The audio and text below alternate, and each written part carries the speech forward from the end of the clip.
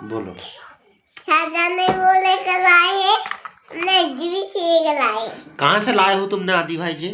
हाँ, बॉल और जीसीपी कहाँ से लेकर आए हो? हाँ, बोला जी से। अच्छा, ये क्या बता रहा है? ऐसे करके क्या बता रहा है तुम? ऐसे करके क्या बता रहा चाह रहे हो? नहीं, आज। अच्छा, आज लाए दोस्तों हमारे। आज 26 जनवरी परासपानी का मेला था, वहाँ का इस वजह से हमारा आदमी वहाँ पर मेला गया था।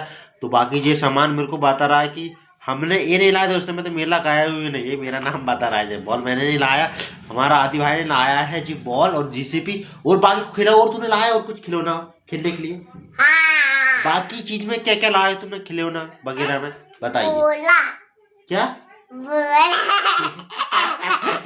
क्या बोला दोस्तों? ना मैं समझा, आप समझे होंगे तो कमेंट बताइएगा। धन्यवाद।